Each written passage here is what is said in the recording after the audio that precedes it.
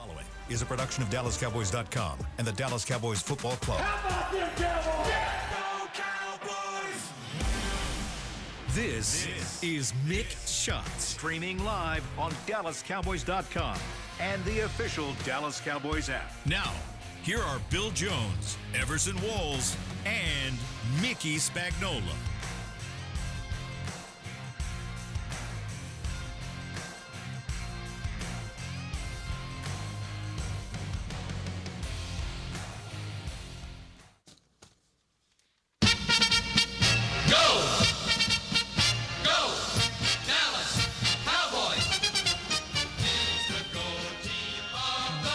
Mickey, you know what day today is? It's Tuesday. It's Victory Tuesday. We're moving past Detroit. I need 2 days to get past that. We're getting fired up for bye week 2024. And that's a way to get past it, don't you think? Yes. Okay. Need something. Mickey Spagnola came jogging to the SWBC podcast studio. This is a man hard at work even on the bye week. And we've got Kurt Daniels sitting in for the vacationing Everson Walls, who will come back from his vacation at 2 o'clock this afternoon. Yeah. Happy to be with you guys. Great to have you here, Kurt. As we change things up, it's our bye week change up, as you all know. And so we got plenty to talk about. And Mickey, the reason you were jogging to the podcast studio is because right now there's an availability. Assistant coaches, coordinators before that. Mm-hmm. So you got a lot to tell us. Assistants? I'm sorry? Who are the assistants? Every one all of them. Every single one one. chance. And One your chance choice. during the regular season to get something with the assistant coaches. Unless you know them and pull them aside. Well, to formally get something with the assistant coaches. The coordinators, the owner, we start anywhere you want. Now, I know the owner wasn't there because I heard him this morning and he was on a jet airplane going to Atlanta for league meetings today. Right. And he wasn't a very patient man. Is that where you'd like to start? You want me to read this? Yeah, what are you reading? He was, someone asked on the radio show about a lack. So here's what happens when you get your ass beat, right? It's either you lacked aggression, you didn't prepare well, Check. you weren't ready to play, Check. too soft, Check. and no one's asked. The crux of the question should be, are you good enough? And so we come up with all these side things to find an excuse for getting beat. They were just better than the Cowboys. Whatever the Cowboys put on the field on Sunday, Detroit put better. Plain and simple. Now, does that have to take place over the next 11 games? Can you improve what you put out there?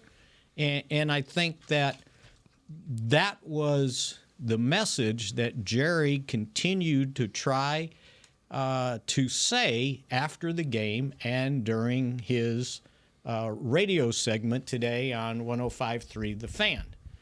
And I think when he finally didn't feel like people were listening to him, he had this to say. Listen, let me tell you what I'll do about it. I will let us sit down and look at the decisions we've made over the last several years, okay? I'll look at it.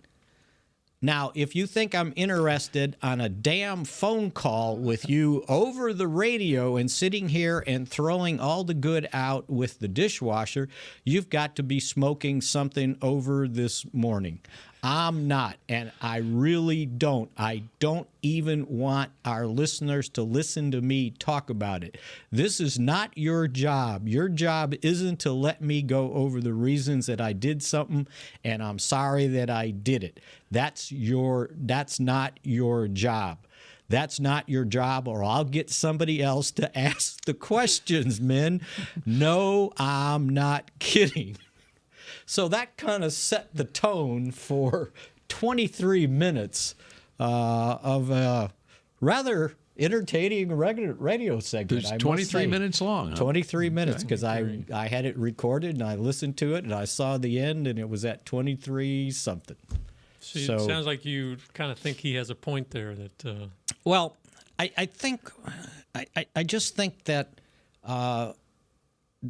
no one asked the question after Pittsburgh. So did everything change in 1 week? Did the team not practice well? Did the team not play hard? Suddenly, everybody after Pittsburgh was talking about how gritty they were and resilient. And then in this game, it was soft and gave up. And I don't know that we saw that. I just saw we got a team that just got beat by a better team at this point in the season. And I think what most people forget is, what did you think about this team from the beginning? I saw a lot of people predicting 6-11, 8-9, 9-8. Well, that's what you're getting at this point. But you got to let it play out. I just don't think after every game you come to these conclusions about what the team is. Last week, it was like, this is an ascending team. Now, this week, they're never going to be good the rest of the year. Let it play out. I think at this point they're 3-3, which I think most people thought at this point they would be 3-3. Right? If you were doing the W and L's before you even saw what the team was. The problem for fans is it's such an ugly 3-3. I mean, and we know how the offseason was, and there's all that frustration. It's building. Teams they beat maybe aren't that good. Maybe Pittsburgh, the other two not. And so you're looking at I actually had them losing to Cleveland at the beginning of the season. I had them losing Cleveland. It turns out Cleveland was horrible. And beating New Orleans. That's how I had it. But I think it's the frustration of, here we go again. You might have had them 3-0 at home and 0-3 on the road. Yeah. So.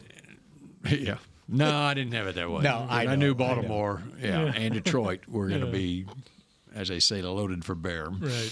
Well, even the Baltimore game, at least for one quarter, they were very competitive. But I basically did have them about 500 going into Thanksgiving. And it's going to be hard to get to stay at 500 the next 5 games when you look at the schedule. It's such a tough schedule.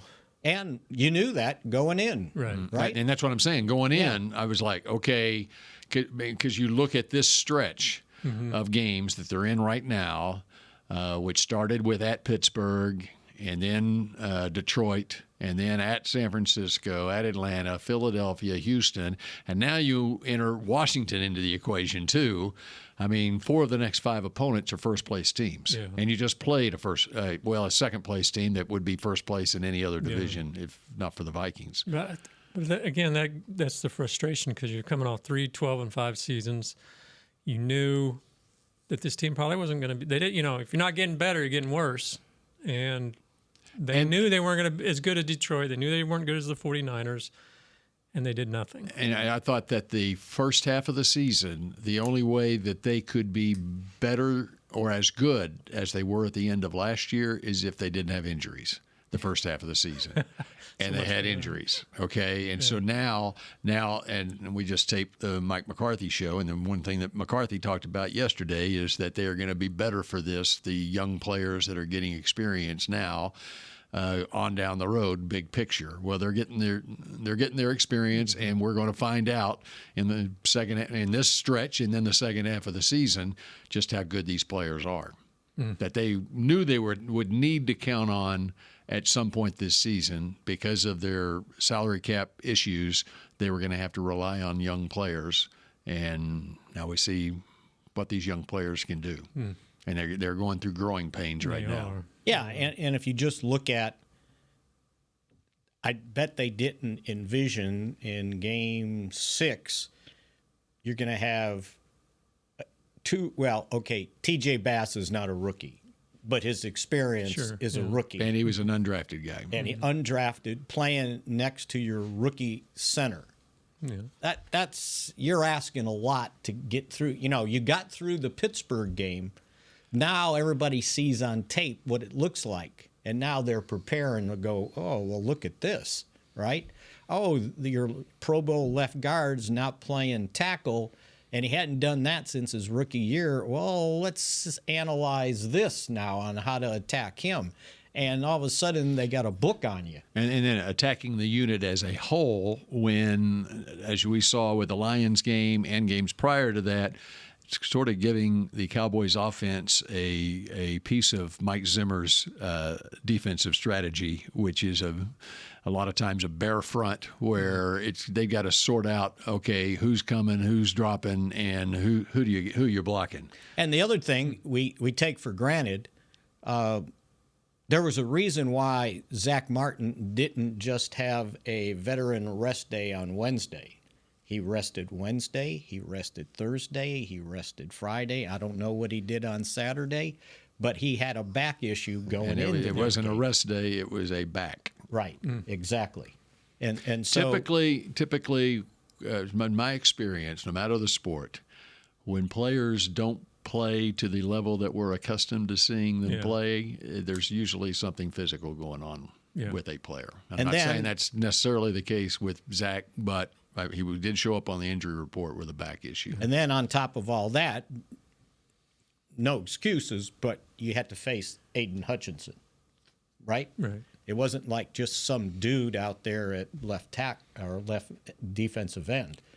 So I don't think a healthy Martin would have made a ton of difference, though. So. Well, and I think it would have in that particular game. It would help for sure. When you're talking about quote unquote complementary football, and when you're playing from behind by 2 touchdowns early in the second quarter, and the defense knows that you have to throw to get back in the game, then that changes the complexion of things too. Mm-hmm. For sure. So anyway, the bottom line was the owner wasn't very patient on his radio show today. Yeah, you can't blame him, but at the same time, you know whose side people are going to fall on. So, well, not the greatest look. Yeah. Although I loved the way he answered the question about he was asked about fan apathy. And he basically you haven't read my mail. He basically said, "We've got the best fans in the world. They're passionate." He goes, "And they're passionate either way. We've got passionate fans, right?" And so it was like he wasn't criticizing for being mad or anything. He just basically pointed out that they've got passion, and that's what we want. And I'm sure, your mail's probably piling up. I'm just glad I don't do mixed mail anymore. Yeah, the mailbag stuff comes through me, and it's like they win, we get maybe 10 emails. They That's lose, right. I forgot the guy that has to read them now. They lose, it's 100. So, yeah. But can't blame them. People just want to vent. I got so frustrated with it that back in the day, I find an intern that knew what they were doing, and it's like, okay, go through here and find me 5 really good questions. I don't need the 2-page dissertations that I was getting. Okay, so bring us up to speed on anything of note that you got from the coordinators. There were 2 words, and I don't know if that's what they talked about all that time yesterday while we were waiting for the there was an hour and a half wait for the coach to have his press conference. And there was a reason for it. Someone that's very important showed up late, so the meetings got started late. And then why would the coach show up late for the meetings? Oh, okay. No. Let's not try to be funny. Kept things churning, though, didn't it? Right. And then the personnel meetings went over 2 games, not just 1. And I think the player meeting might have gone long. So the idea that they were going to start the press conference at 2:30 probably wasn't a real good idea. And by 3:30, they warned everybody that we might start at 4. We'll come and get you. And so they got everybody about 4:10, and it didn't start till 4:30. So it was a 2-hour delay. That's right. Yeah. Was it worth the wait? Actually, I thought it was Mike's best post-game next day press conference, because normally he I don't know if he's worn out emotionally or what. He just doesn't kind of get into it, right? Before you tell us what he said that was his best, what was the best all-time day after a game coach's press conference going back to Valley Ranch? In the library. Remember, we used to have Jimmy used to have his day after press conference. We were all crammed in the little library at Valley Ranch, and he would sit there was a conference table there, and there'd be TV cameras on one side of and reporters sitting on one side of the table, and Jimmy would be on the other side of the table. It just reminded me, because this reporter happened to ask a question of the coach yesterday. It reminded me of the greatest day after press conference in the history of the Cowboys. Well, you're going to have to go with it then. Okay. It was Jimmy getting up at the end of, I don't know what game it was or anything. He gets up, grabs his piece of paper, says, "Something funny, Ed? Something humorous?" as he stormed out of the library. See, it was Edward had snickered or something. I thought something funny, Ed? Something humorous? See, I thought that was... And here we are 30-something years later, and Ed Werder's still at a coach's press conference the day after. See, I thought that was in the team meeting room. No, it was not. It was in the library. So then that wasn't the only time, because I found out this was all premeditated to send a message to the team after they got beat, that he was going to get pissed off at a question and walk off. And he walked out of the team meeting psychology room. Degree coming. Yes, he did. Jimmy did the same thing to me. This was later. It might have been a season later. I don't remember. It might be what you're talking about. I don't know. He didn't storm out of this press conference though. But I was sitting. This was in the team meeting room. Okay, the big team meeting room is Tuesday press conference. Back then, you just basically had one big press conference, and then you just got availabilities after practice the rest of the week. But anyway, I was sitting next to John Radigan, and Radigan cracked a joke and Jimmy was in one of those very mad moods, and I laughed at something that Radigan said to me, and so Jimmy catches me in the corner of his eye, and he says, "You got a question, Bill?" I said, "No, I'm good. I'm good." So you guys ever had? What was funny about that is so back then we got served. Jerry served us lunch, whatever, and so this was like an hour later. And back then, also, we could park in the players' parking lot right there at Valley Ranch. And so I'm going out to my car, and Jimmy's coming in from his noon jog, and he yells across the parking lot at me, laughing, saying, "You got a question, Bill?" Like that. It was all an act, is all it was. Yeah. He wanted to send a message to his team. That's right. That I'm mad this week, and when you come back to work on Wednesday, you better be ready. Yeah. And that's what he did that day when he walked out. Because the players knew. Oh, so I did a story that night using that. "You got a question, Bill?" I got a chalkboard, and I wrote on the chalkboard, "I will not laugh at Jimmy's press conference. I will not laugh at Jimmy's press conference." So, have you guys ever had a player or coach kind of go after you like Jimmy or like Jerry did today? Yes. Yeah. Over the phone. Yeah. And it was Jerry. It was Jerry. Oh, yeah? Oh, yeah. After the Herschel Walker trade, when they didn't come clean on what they gave up and what they were giving, because no one knew that the draft choices were, or the players they got, which were throw-off players, we didn't know they were tied to draft choices if you didn't keep them. And so I want to say it was a Friday night, Channel 21 had a roundtable of the beat writers and the columnists on a TV show for a half hour. Like a Lee Martin production? Might have been. Yep. And basically everybody just gave them hell for trading away what everybody thought was the best player on the team, right? And got nothing really in return.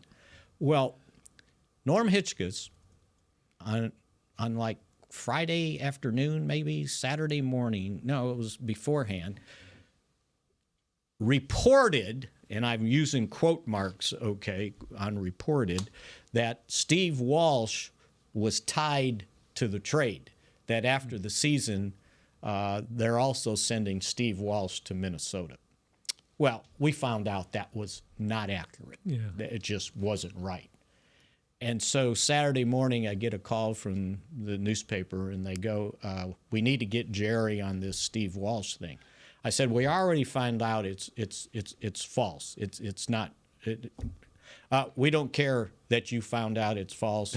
We need him to say it's false. Right. You need to get a hold of him. Mm. So back then, I probably got a hold of Maryland, and Maryland called me back, and I told him what I wanted, and he had watched the show. And he began with,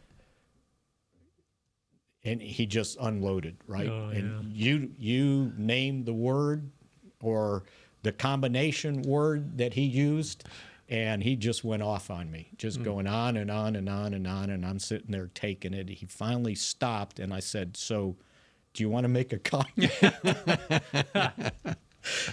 I think it was something to the effect, you could write anything damn what you want. You're going to do that anyway. And it was like, okay, that might have been probably the worst I think I ever experienced. And so what from McCarthy then yesterday? I wish I had the quote. All right, you're going to find the quote, and we're going to come back, and we will have that for you. And Mick Shots continues in a moment. Star Sports Tours is the only official fan travel partner of the Dallas Cowboys, offering exclusive game weekend travel packages with pre-game sideline access and photo ops with current players, cheerleaders, and Cowboy legends. You want to stay at a team hotel, attend the best tailgate party in Texas, tour the Star, and talk X's and O's with me, Everson Walls? With Star Sports Tours, you can. Visit cowboystravel.com to book your travel package today. Hey Cowboy fans, I'm Dak Prescott, quarterback of the Dallas Cowboys. But lately, I've been learning a new game, crypto. Sound confusing? Don't worry, even us pros were rookies in crypto once. That's why I trust blockchain.com. They make crypto easy. No confusing jargon, just the tools to help you win. Prescott keeps it, slides with a first down. Invest like your icons, where everyone is a rookie in crypto with blockchain.com. Perfect throw, my goodness. Wow, did he ever thread the needle? Visit blockchain.com/Cowboys to get started. Hey y'all, Matt Pittman of Meat Church here.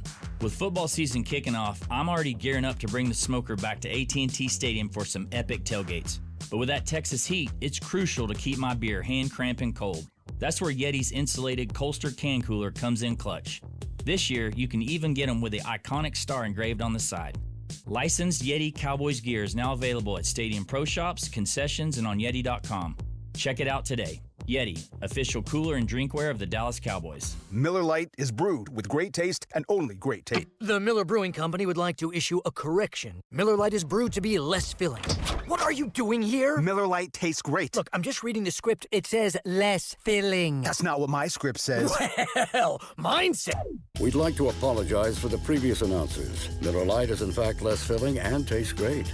Time to shine, legal guy. Celebrate responsibly. Milwaukee, Wisconsin. Beer. 96 calories and 3.2 grams carbs per 12 ounces. Fewer calories and carbs than premium regular beer.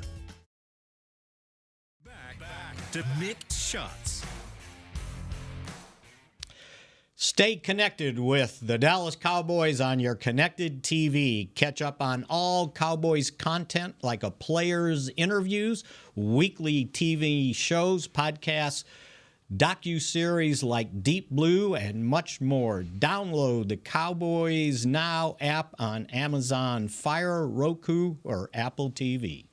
Very nice. You know what? You're much better making those reads with Kurt Daniels in the room. And not, you're and not trying Everson ready to snicker. That's right. Maybe I don't know if maybe you get stage fright with a former player in here, or you're more comfortable in this environment. Something was different. Yeah. Until I handed off, I used to get intimidated by Savannah. Okay. Oh, there you go. That's true. Because I knew she was going to do it much better than me. That's understandable. All right. Did you find? So what you're looking for? but I don't have the whole quote. He was asked about the mental state of the Cowboys, and he was talking about the path, and he talked about I left the players with a bunch of questions that they needed to answer during the bye, and the fact that we've got an opportunity we need to relish, and that there's a lot more games to play. And it was he didn't get emotional, but he was emphatic on what he was saying. And normally he's not that way after a game, and I thought that was really, really good, how he kind of pointed it out and just basically take a hard look at ourselves and to understand that this is not a sprint.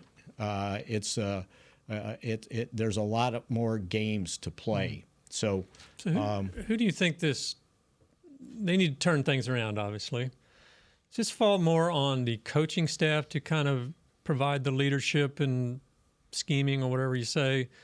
Or is this a player issue where they need leadership within that locker room to kind of step forward and say, hey, you're not doing your job and we're suffering for it? Well, and as Jerry said today at the 5-minute mark, don't underestimate the injuries. Now, we all look past it, right? But it's real when I can give you 7 starters on defense that didn't play in that game. Right. 7. And as I probably said yesterday, it sounds very bold when you say next man up. Well, the reason he's the next man up is because he ain't the man. You know, he's a backup. And a lot of these backups didn't have much experience. So are they good enough to hold down the fort for I don't know however long? Now, my problem is, to answer your question, was the offense, because the offense needed to step up, right? Yeah. But we took for granted that what they had on that offensive line was going to perform well against a very good defensive front. And along those lines, even guys that were being counted on as starters, meaning on that offensive line, Tyler Guyton and Cooper Beebe, they are rookies. Right. And even though they could eventually be, in the case of Cooper Beebe, better than Tyler Biadasz was, but you can't expect that to happen the first month of his rookie season. Right. Tyler Guyton, same deal. And then you're dealing with not only the injury that he's dealing with right now, but he missed time in training camp as well. And so even when you have to make decisions, financial decisions on players, then you're gonna have to fight through that and get through that. But it's the long haul of the entire season, and so getting healthy is a huge part of it.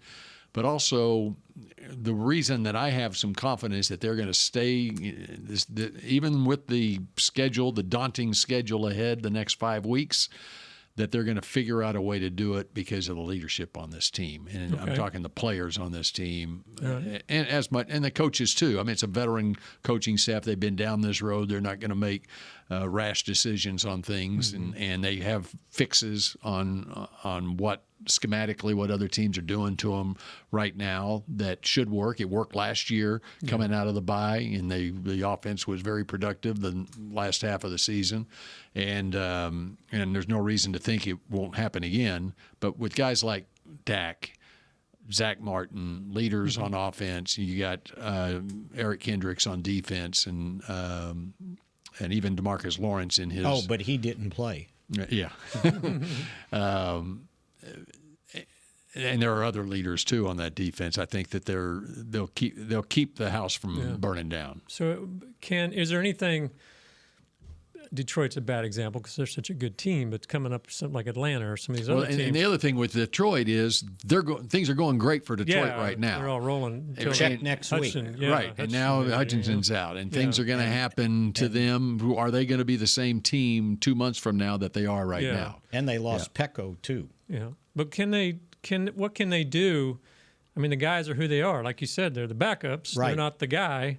So or they're rookies, they're young. That's who you're stuck with. What can they do to work around that? My point on that is other teams are going to be playing, and there's around the league, other teams are playing backups now too. Mm-hmm. That was a bad matchup on Sunday. Yeah, okay. It's a bad matchup when they're healthy. So. Right. Detroit was healthy. Dallas wasn't healthy. That's not the sole reason that it went the way it did. Yeah.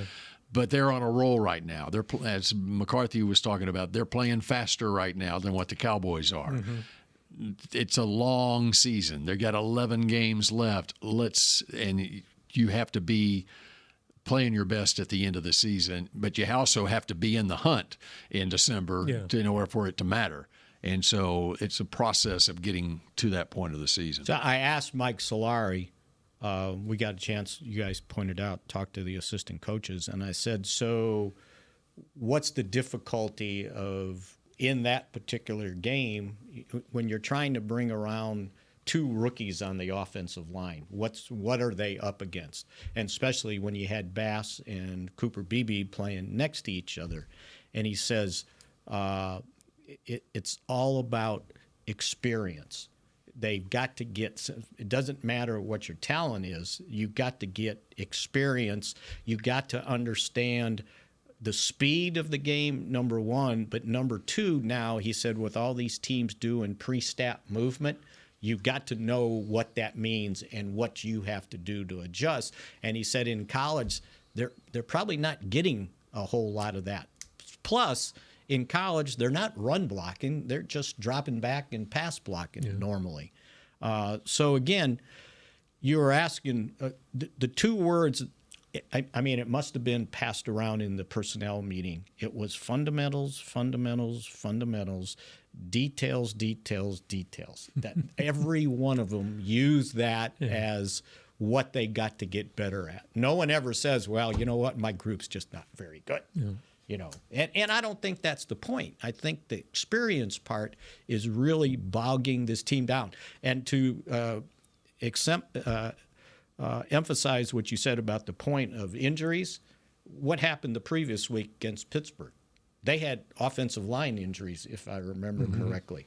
So the fact that the Cowboys had defensive lines injuries kind of offset because they were playing inexperienced players. So going forward, you put Guyton out there and let him live or die and get the experience. Well, and I asked the guy that sits there and sits in with us, Nate Newton, says yes. Yeah. Well, the guy that I sat next to an hour ago taping the coaches show, Mike McCarthy, I asked him about that, and he said that Tyler Smith needs to play guard. Meaning Tyler Guyton needs to play tackle. So they need to get Tyler Guyton back, and then you have that continuity that you're looking for. Now, the interesting thing about that is, and I think McCarthy pointed out at his press conference yesterday, when they got the run game going against Pittsburgh, who was in the game? Guyton was already out of the game when the run game got going, and they had this combination that they had against Detroit in there. So I wonder if that's the balance, though, because you want Guyton in there learning, getting his experience, growing. Right. But at the same time, if you're, Dak Prescott or Rico Dowdle, you're like, man, I need somebody in there who can block, and is there a balance where, like, or is there some point where it's his development is good, but is it hurting the team overall? And one of the issues that McCarthy has pointed out about Guyton, and he said it in his press conference, I thought was really great that he was very candid about it. That's one of the things he told Guyton is in order to be able to play well on Sunday is he's got to practice during the week, especially. Now, Zach Martin can sit out a few days. Tyron Smith could have, would take rest days. But for a guy like Tyler Guyton, he's got to be out there on the practice field.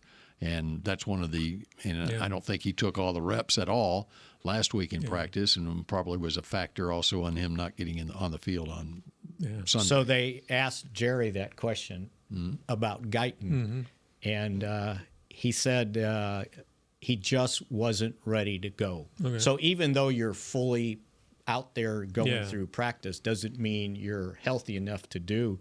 And then he followed up with, now that's a good question. There's some meat on the bone on that. Got a softball throw up Yeah. That's one good question about Tyler Guyton. That was pretty good. All right, we're back with more Mick Shots in just a moment. The Medal of Honor is our country's highest military award for valor in combat.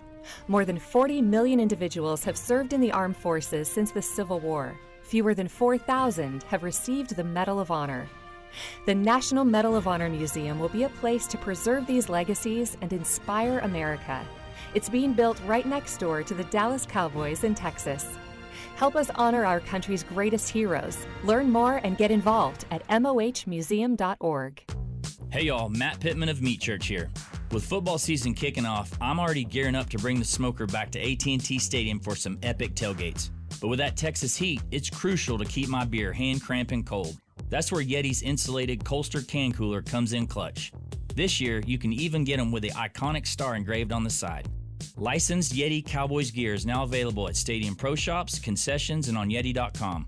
Check it out today. Yeti, official cooler and drinkware of the Dallas Cowboys. Hey Cowboy fans, I'm Dak Prescott, quarterback of the Dallas Cowboys. But lately, I've been learning a new game, crypto. Sound confusing? Don't worry, even us pros were rookies in crypto once. That's why I trust blockchain.com. They make crypto easy. No confusing jargon, just the tools to help you win. Prescott keeps it, slides with a first down. Invest like your icons, where everyone is a rookie in crypto with blockchain.com. Perfect throw, my goodness. Wow, did he ever thread the needle. Visit blockchain.com/Cowboys to get started. Star Sports Tours is the only official fan travel partner of the Dallas Cowboys, offering exclusive game weekend travel packages with pre-game sideline access and photo ops with current players, cheerleaders, and Cowboy legends. You want to stay at a team hotel, attend the best tailgate party in Texas, tour the Star, and talk X's and O's with me, Everson Walls? With Star Sports Tours, you can. Visit cowboystravel.com to book your travel package today. Back to Mick Shots.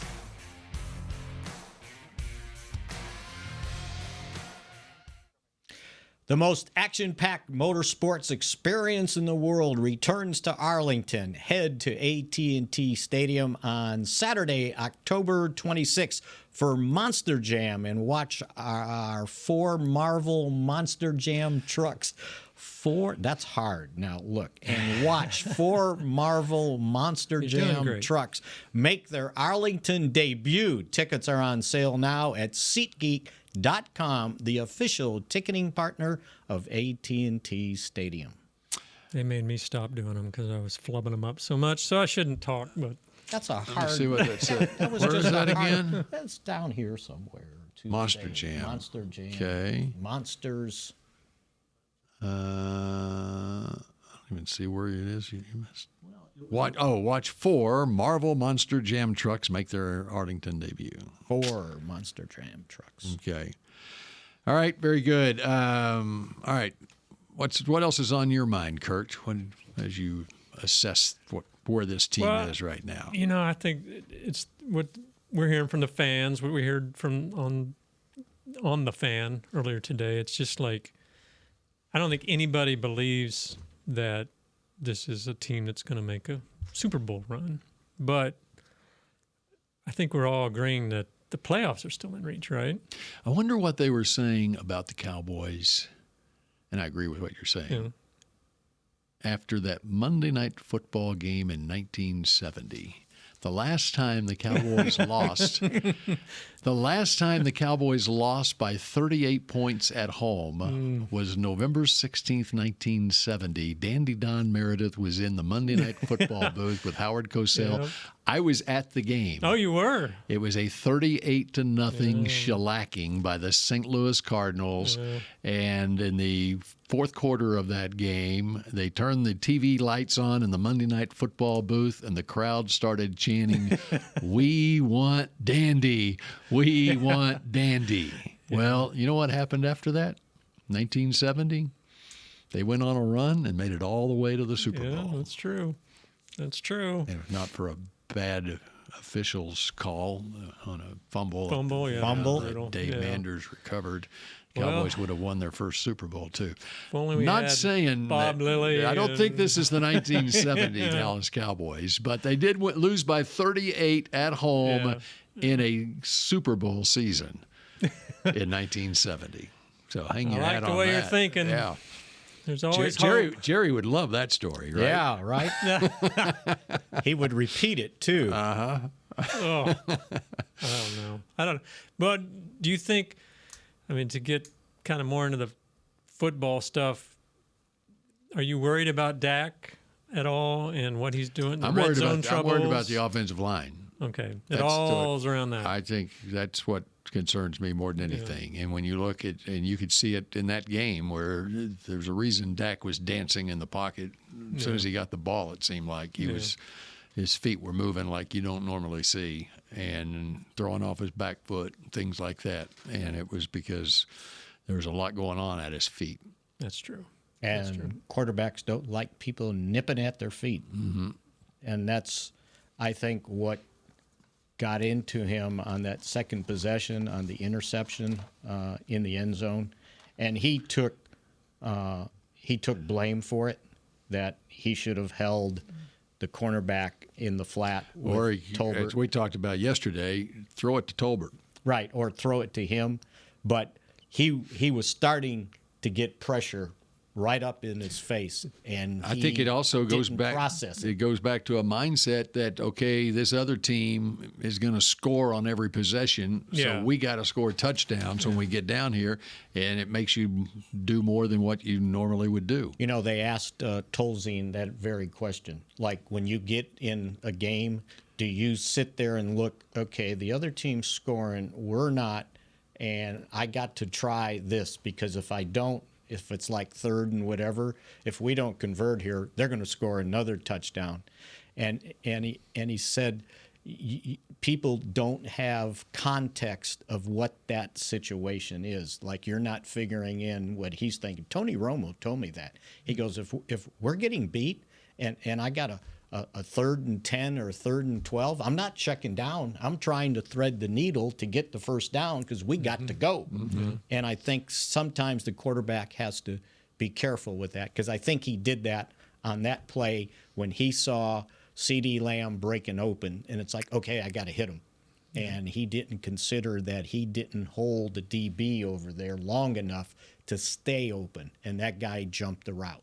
Yeah. It wasn't like, just a terrible throw. It was a terrible decision because he didn't go through his reads, but there was someone coming right at him. It looked to me on that corner was hanging back, knowing that that's what Dak was going to do. Right. And he was willing to give up the underneath route to Tolbert. Which could have been, probably would have been a first down. It could have been. They had to get to a 1 yard line. Yeah. But he was willing to, he thought he would still have enough time to come up and make the tackle. He played his odds. Yeah, that's right. And so it worked out for him. Yeah, you got to think. But they're going to Lamb, so can they get healthy? And by the way, the Lions are playing very well in the red zone. And I looked at it. I saw some stat. I'm still, for some reason, following Detroit Lions PR. I thought this was Victory Tuesday here. We're supposed to be past. But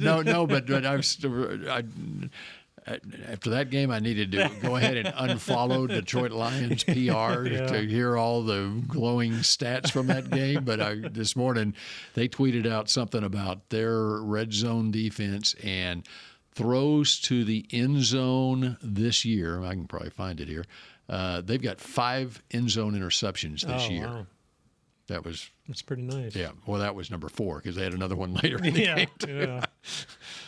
Goodness. So, and also to basically set the stage for everybody this week, when it's like, well, we got to get back to work and, take advantage of the bye week. They don't practice. Yeah, they're off on vacations. They're gone. Here's the stat. And that's a CBA thing, by the way. Here's the stat from Detroit Lions PR. When teams have thrown passes into the end zone against the Lions this year, they are 1 of 14, 7% completion percentage for 10 yards, 1 touchdown, and 5 interceptions, a 23.8 quarterback rating. Wow, that's crazy. 1 of 14. 1 of 14 for 10 yards, 1 touchdown, 5 interceptions. How many By the times- way, the Cowboys in the red zone, both on offense and defense, ranked 30th in the league. Well, they're 6 of 15 now, if my count is correct. 40%. They were 6 of 13 going into the game, and they had 2 more red zones, I think. Well, actually 3 if you count Cooper rushes, and that was intercepted. So are we going to see any changes then after this So bye week? real It's all going to quick, turn around? They better get healthy. Go talk to the doctors, right? We need somebody to lay we hands. can't fix the health. We got to lay hands on Kendricks, right? He needs to be back out Divine there. intervention is our only hope. And they need to Parsons. lay hands on Bland and Parsons. And Bland, by the way, and I was told on Friday late when I screwed up his questionable and I said he was out. Mm-hmm. Well, it was my thinking he was out when I made that mistake to you. It was the first time in all his rehab that he woke up with a sore foot. And actually, That's why I thought it was unusual that he was questionable after being fully that practiced. he did not. It was a walkthrough, And he didn't participate. and it was a DNP, and Right. he was listed as questionable. Yeah. After we all thought after Thursday that he's going to be playing, And I was told that Bland was told by medical whatever that that's a good thing because that's going to happen at some point after that surgery, and you start doing what you did last week, you're going to have a sore foot. McCarthy did tell me today that they should know on Wednesday of next week that whether Parsons will be good. With or Parsons, not. high ankle sprain. He's had 2 weeks, so now he'll have 3, right? All right, I'm being summoned. David Moore of the Dallas Morning News is outside the window here, and he wants to tape his segment for the Mike McCarthy show. Make sure you. He wants to rip the head coach on the Mike McCarthy show, and so No, he wants to point out when they fired Wade Phillips as the only in-season coaching fire. Just got to read the paper. That's all. Or if you prefer, Tim Collishaw went all the way back to 1985 when the Cowboys got wiped out twice during that playoff season. 44 nothing by against the Bears, one of the greatest teams of all time. And then Cincinnati. Did he go back to 1970 like I did? No, he went back to that year, and the fact that Cincinnati beat them like 55 to 24. Yeah. Mm-hmm. And they still went to the playoffs and that's got right. shut out by the Rams 20-0. Yeah. So it was it Saying really there's a worth going to the playoffs? Yes, it was. Yeah. All right. Ask them, because the year before they didn't go to the playoffs. Yeah, that's true.